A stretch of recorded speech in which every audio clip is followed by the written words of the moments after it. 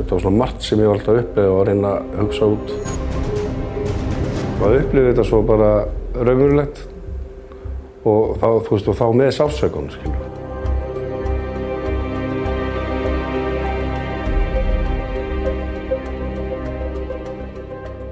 Náttúrulega fer maður með þá hugsun að þetta gangi allt vel og snurðulaust fyrir sig og allt það, þú veist, en í Sigurpóstilfelli þá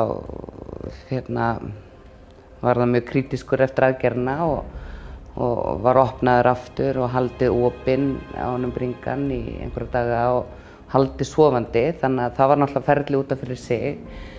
En svo náttúrulega stabiliserast hann og það er tekin ákvörðun að vekja hann og náttúrulega tvívegis sem sagt búinn að vakna óvart innan gæsalappa, þú veist, vegna breytinga á lyfjum og eitthvað og bara í örskamma stund og í bæði skiptin þegar honum var haldið sofandi og í bæði skiptin alveg truflaður, sko, þannig að þeir vissu bara að hann myndi vakna mjög snöggt og ætlaði að gera allt sem þeir gætu til þess að hann myndi vakna á sem mildastan hátt. Það tók hann nokkra daga að átta sig á því hvar hann væri og af hverju hann væri þarna og hvað hefði verið að gera. Hann var bara búinn að gleyma því að hann fór þarna í hjartaskipti og ferðalagið sem leiddi til þess að hann hefði farið þangað og allt það. Þessar upplifanir sem sagt í vöknunni, ja, þetta er bara eins og þetta gerðist. Þú veist, bara ég upplifi þetta svo rosalega sterkt. Þú veist, þetta er ekki svona eins og draumur, þetta var virkilega upplifun. Og sérstaklega eins og með þetta slys sem ég lendi í, eða þú veist, hvort það sé þá bara þegar það verið að opna mér eitthvað, þetta ég finn alveg bara, þetta var gríðarlega tögg, skilur. Þú veist, ég er bara í bíl, ég bara var að keyra með stelpuna og leiðinni heim bara á Kópavogsbraut og það kemur bara bíl, sem sagt bara, og hringdór bara inn í hliðina, sko, bara á fullu, sko. Og ég bara fann bara höggið, þú veist, þú fer bara á hliðina og einhvern veginn kastast svona til í bílnum og ég heyri bara, þú veist, ég finn þetta allt, skilur. Það eru dannaðar og... Stelpuna báðar. Já. Og það er eitthvað að reyna að koma mér í eitthvað líf, skilur. Síðan bara, já, síðan fjara bara út, skilur, þú veist, á spítalanum. Þá byrjar þetta allt bara. Þú veist, það er eins og að segja eitthvað biðstöð, sem sagt, hvert þú ert að fara, upp eða niður. Þú veist, það var alltaf að koma lág í mig, sem sagt, maðurinn með ljáinn. Þú veist, ég sá hann alltaf að koma, skilur, þetta var furðulegt, sko. Þú veist, og ég var alltaf að öskra, þú veist, ég vildi ekki fara og þá var sem sagt, þá var sagt, skilur, og þá sá ég alveg bara, þú veist, sást niður bara í helviti eða eitthvað svona við hliðina á. Þá var sagt, sem sagt, að pabbi myndi koma og ná í mig, skilur. Þú veist, hann hætti bara að koma og tala við mig eitthvað, og ég var bara, ég sturlaði, sko, ég vildi ekki sjá það neitt, skilur. Sér fann ég það bara svona brunalyktin allt og það bara sagt að hann er kominn. Og ég bara, ég meikaði ekki að horfa, ég kíkti svona aðeins og sá ég bara svona brunnið allt, skilur. Og þá man ég bara, bara fríkaði út, sko. Ég var alltaf að reyna að biðjast afsökunar eitthvað, þú veist, ég vildi vera á öðru leveli, þú veist, sérst ekki fara niður, þetta er að vera bara... Náttúrulega vaknar tvívegi, sko, náttúrulega, og er opinn á honum Bringan. Þannig að það getur verið eitthvað sem hann tengir einhvers staðar við, sko. Það var haldið Bringunni opinn í 4 daga eða eitthvað, 4-5 daga. Það var lokuðinn aftur. Einhvern tíma var verið að taka af hann fullt af plástrum og eitthvað svona. Og þá sá ég einmitt, þú veist, mikinn hita, þú veist, örugglega verið að setja ljós eða eitthvað svoleiðis. Og þá var ég semst að fara niður og þá, en að manni bara, þú veist, það var eitthvað svona vera, skilur bara, eins og maður flokkaði bara sem djöful eða eitthvað, að hann var semst að rífa með allt skinnið, skilur. Þú veist, ég horfði bara á að vera að taka, þú veist, og ég bara, þetta var rosalegu sársauki, sko. Og þá heldur þetta að sé, þú veist, ég fyrir að tengja, þá var verið að, þú veist, það var eftir plástra að reyna, skilur. Þú veist, þá voru þessi örugglega að rífa með plástrana eitthvað svoleiðis. Það var náttúrulega skiptalega plástrana. Þú veist, þá hef ég bara verið svona næmur eða, þú veist, á sársauka eða skilur, þú veist, og þá bara upplifið þetta og þá var ég alveg að fara, sko. Sko, ég held að hann mun ekki eftir náttúrulega alveg upphafinu þegar hann vakir náttúrulega með túpun ofan í sér. Þá getur hann náttúrulega ekki, kom engin hljóð upp úr honum en er náttúrulega með túpun ofan í sér. Og það var eins skammur tími hægt var að hafa túpun ofan í honum, svo hún dregin upp úr. Ég er einmitt alltaf að veltaði fyrir mér, sko, hvort að það sé þessi drukknar tilfinning, sko, sem hann upplifir.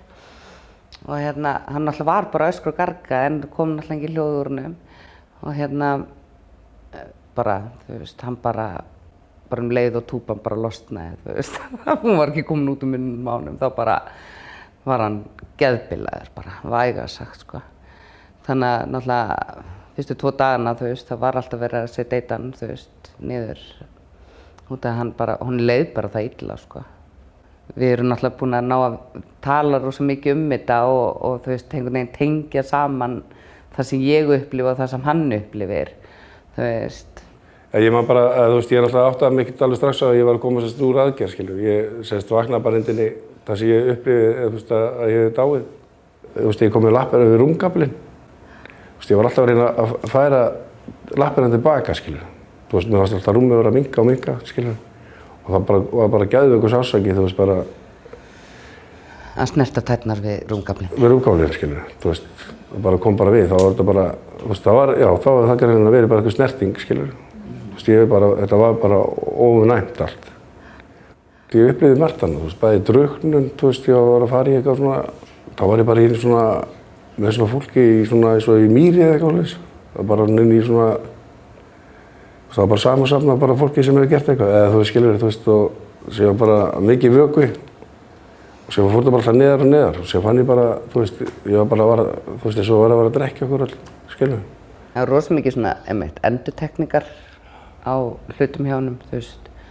Hann bara eyddi, þú veist, 2 klukkutímum í það streitulaust að fara með faðirvorið og signa sig.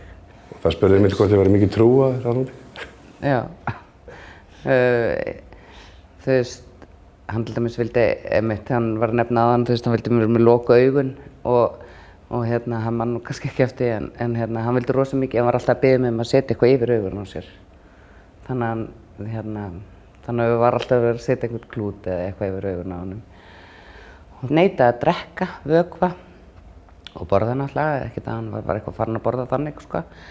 En hann neitaði bara að drekka vökva og það hélt í honum lífi og saman með slöngurnar. Hún byrjaði að reyna að rífa þær allir úr sér og var alveg bara truflaður, þú veist. Og bara markmiðið hans var að losa sig við þetta allt út af því að það var það sem hélt honum á lífi og þá voru einmitt starfsfólki mikilli ónáð hjá honum. Þú veist, starfsfólki var að reyna að tala við hann, þú veist, og hann bara já, nei. Og það bara, þú verður að treysta mér og ég bara, nei, treysta þér ekki og af hverju treystir mér ekki út af því og hjúkrunarkona og eitthvað svona, sko. Þannig að það var svona bara, þú veist, þarna til dæmis þurfti bara sprauta niður. Þau voru náttúrulega búin að, á þessum tímapunkti, búin að nefna við mig að sjúklingar gætu verið með svona ákveðna óráði, þú veist, þau kölluðu þetta in-between worlds. Þannig eru svona milli, einhverju millistað, veit ekki hvað er raunverulegt og hvað er. En það er þarna þennan dag sem þau eru að útskýra þetta fyrir mér, þegar þau eru að vekja hann, sko. Það kom svo sterkt frá honum að honum leið betur, þú veist, þegar ég var þarna og það róaði niður og starfsfólki talaði líka mikið um það að þú veist, hann væri allt annar þegar ég var á staðnum. Allt í einu þá upplifir bara ylfarsleitina hjá henni, þú veist, bara þekkja hana bara þannig, þú veist, ég er alltaf grilla, vil vera með loku augun eða eitthvað yfir, skilur. Hún bara hélt í hendina á mig, þá fann ég bara þá gríðarlegt öryggi, þú veist, þá var hún hjá mér, skilur. Þannig fann ég, það var samt alltaf bara, þú veist, hún fór eitthvað, skilur. Og þá kom alltaf svona, þú veist, hún er ekki eina, skilur. Þú veist, þá fór maður að búa til svona, þú veist, það er bara verið að sprauta ylvatni eða eitthvað, þú veist, út af ég sá hann ekki, en ég fann alltaf þegar hún var. Ég man svo líka greinilega eftir, þú veist, hún hélt alltaf í hendunum, sko. Og þú veist, þá var ég alltaf að reyna að finna, þú veist, hvort það hringurinn, hvort það væri hún, þú veist, síðan skiptur hún með hönd, sko, þá var ekkert, skilur. Og þá bara, þú ert ekki, þú ert ekki erna, skilur, þú veist, það er eitthvað að vera að blöffa. Þú veist, ég var alltaf í þessum, svo var hann upplifði alltaf eins og að vera platan, einhvern veginn. Þetta var ofboðslega erfitt fyrir mig. Þetta var ofboðslega erfitt tímabil fyrir mig að skilja hann eftir í þessu ástandi og bara, já. Það sem hjálpa manni líka, held ég, með þetta, þú veist, þeir taka manni eftir þetta og sýna manni, aðgera herbergið. eftir á, þú veist, þegar ég er honum eiginlega svona rétt árum að fer. Og það er alltaf svona skemmtilegt að upplifa sem sagt herbergið á Nýja Vegu, þú veist, og það maður sá, það er rosalega margt sem maður sá hann inni sem er bara, sem var ekki. Svona lítur þetta bara út, tækin hérna og þetta er bara svona, þú veist. Ég sá þetta allt öðru sem fyrir mér, sko, þegar ég var hann inni, sko. Ég sá náttúrulega bara mikið þegar jarðarferðardóti, þú veist, þegar ég var að upplifa það með jarðarferðina. Ég sá alltaf Kópavogsmerkið, þú veist, í öllu, þú veist, og það Erna alltaf að segja, þú ert að koma með mér aftur heim í Kópavogi. Ég skildi ekki hvað hann átti við, sko. Og ég upplifði líka að þetta var langur tími. En Erna alltaf að segja, þú veist, og á eftir að ferma Söru, sko, dóttir okkar. Ég skildi það ekki út af þetta. Hún var alltaf bara dáin, sko. Ég skildi ekki þetta eftir að ferma Söru og út af hverju ég var að koma í Kópavoginn aftur. Ég var rosalega lengi að meðtaka að ég bara farið í þessi hjartaskipti, sko. Þú veist, ég var eitthvað allt annars staðar, sko.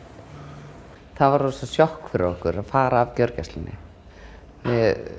Við erum bara hrædd eiginlega. Þá fer ég svona stórt herbyggi sem er mörgum. Sko, gjörgæslun er náttúrulega bara gjörgæsla og haldir rosalega vel utanum og einhvern veginn bara síðan skvetti yfir einhverja deild, líffæraþega deild og hérna.